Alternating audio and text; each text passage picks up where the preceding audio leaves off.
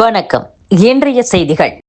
தேர்தலில் வாய்ப்பு கிடைக்கும் என நம்பி விருப்ப மனு கொடுத்த கமல் கட்சியினர் இப்போது விண்ணப்ப கட்டணத்தை திருப்ப கேட்கின்றனர்.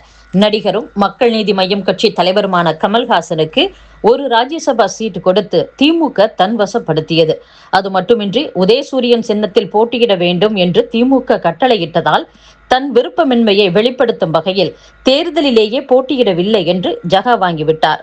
கமல் எடுத்த முடிவு அக்கட்சியின் நிர்வாகிகள் மத்தியில் பரவலான ஏமாற்றத்தை ஏற்படுத்தியுள்ளது. முன்னதாக தேர்தல் நெருங்குவதை கருத்தில் கொண்டு தேர்தலில் போட்டியிட விரும்பும் கட்சி உறுப்பினர்களிடம் இருந்து மக்கள் நீதி மய்யம் விண்ணப்பங்களை வரவேற்றிருந்தது. விண்ணப்பிக்கும் ஒவ்வொருவரும் 50,000 ரூபாய் கட்டணமாக செலுத்த வேண்டும் என்று நிர்ணயிக்கப்பட்டது. இத்தொகை மாநிலத்தில் உள்ள பிற அரசியல் கட்சிகள் வசூலிக்கும் கட்டணத்தை விட மிக அதிகம் என்று பல தொண்டர்கள் தங்களது குமுறலை வெளிப்படுத்தியிருந்தனர்.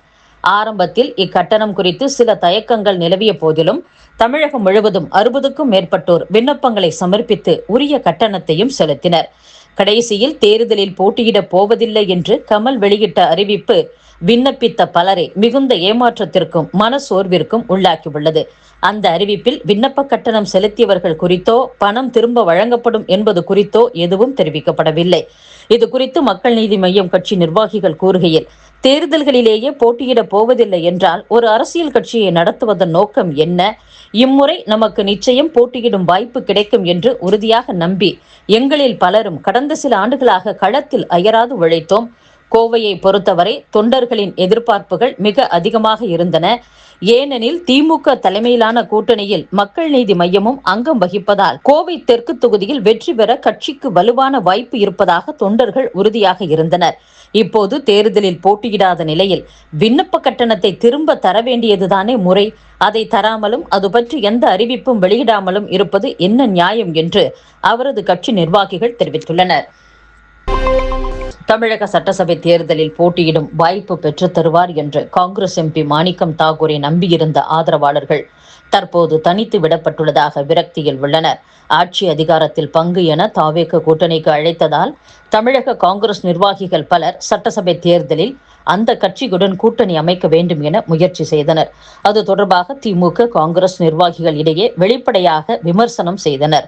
மதுரையில் திமுக எம்எல்ஏ தளபதி பூத் ஏஜென்ட்டுக்கு கூட ஆள் இல்லை, முதல்வர் ஸ்டாலின் இல்லை என்றால் இண்டி கூட்டணி இல்லை என்று விமர்சனம் செய்தனர். இதற்கு எம்பி மாணிக்கம் தாக்கூர் எதிர்ப்பு தெரிவித்து தளபதி மீது நடவடிக்கை எடுக்க வேண்டும் என குரல் கொடுத்தார். தளபதி தொகுதியான மதுரை வடக்கில் இம்முறை காங்கிரஸ் போட்டியிடும் என்று கூறி மாணிக்கம் தாக்கூர் தலைமையில் நடந்த தெற்கு மாவட்ட காங்கிரஸ் நிர்வாகிகள் கூட்டத்தில் தீர்மானமும் நிறைவேற்றப்பட்டது.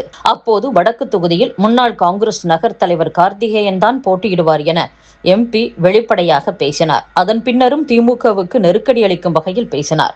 ஆனால் திமுக காங்கிரஸ் கூட்டணிக்கு பின் அவர் அமைதியானார்.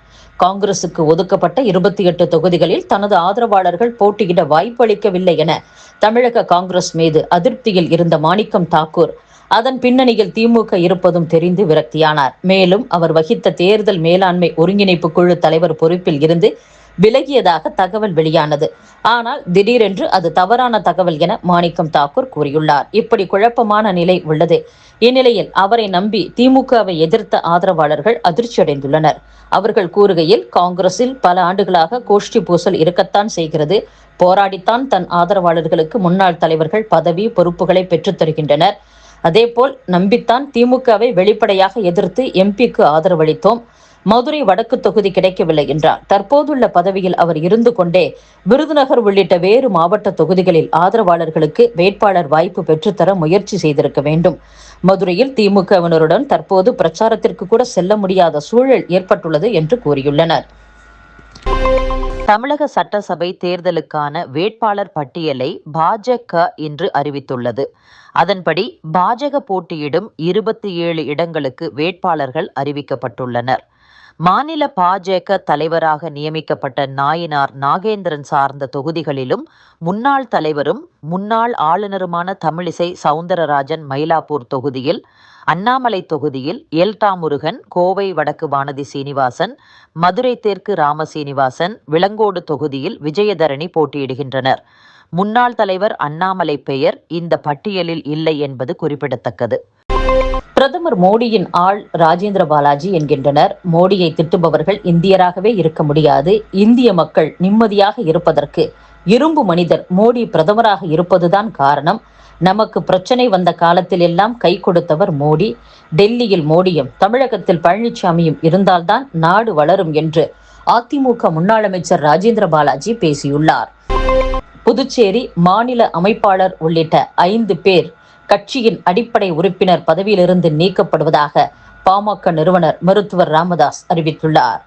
கட்சிக்கு அவப்பெயர் ஏற்படுத்தும் வகையில் செயல்பட்டு வருவதால் நேற்று முதல் செங்கல்பட்டு மத்திய மாவட்ட செயலர் ஜனார்தனன், கள்ளக்குறிச்சி மேற்கு மாவட்ட செயலர் பப்ளு, கள்ளக்குறிச்சி கிழக்கு மாவட்ட செயலர் ஜெகன், ஒருங்கிணைந்த வேலூர் மாவட்ட அமைப்பு செயலர் கிருஷ்ணன், புதுச்சேரி மாநில அமைப்பாளர் கணபதி ஆகிய 5 பேர் நீக்கப்படுகின்றனர் என்று மருத்துவர் ராமதாஸ் கூறியுள்ளார்.